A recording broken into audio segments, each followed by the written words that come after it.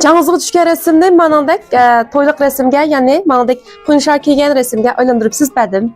Yaxşı misal tordaşlar, ma resimni bolsa, şu ikkalan burla toy qilganken, o'zi yaxshi ko'radigan toyluq resim tushamaganlik uchun shu vaqtda жаңызғы düşkən chiroyliq resmini yo'llagandi. Manandek kiyimlarni o'zgartib, shu yang toy qilgan vaqtga tushgan toyluq xotir resimde galet ekib turib sizbədim. Bək chiroyli chiqdi. Mişandek aynı vaqtda işte tushamagan do'stlarimiz shu chaqdagi rasmlarni yo'lasanglar, bir ay ekib turib, bundimi chiroyli qilib turib holatda sizbasam bo'ldi. Ondan keyin mani qarab baqayli, ma bo'lsa burunmi men jiq chiqargan shu tashqi sizgan rasmma. Bombek umaq chiqdi. Bumi bir jupninki mushumu жаңызғы tushgan rasm ekan, to'q manada qildim. Buni ustalning ustiga qo'yib olib bo'ldi. Mana qo'ydigan narsalarim bor. Ma rasmlarninki aslisini ko'rsatmadim, aslisini ko'rsatmang deganlik uchun. Onun için mao yağaç sızgınımı var. Bombek umaq çıkıdı. Bunu şu ustalının ustiga.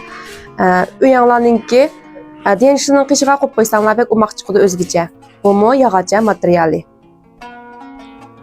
Hem sen bir şandaki zakaslarını berdiğin dostlar da mı qızsanglar buldu? Kögnonlarga rahmat, xayr xoş.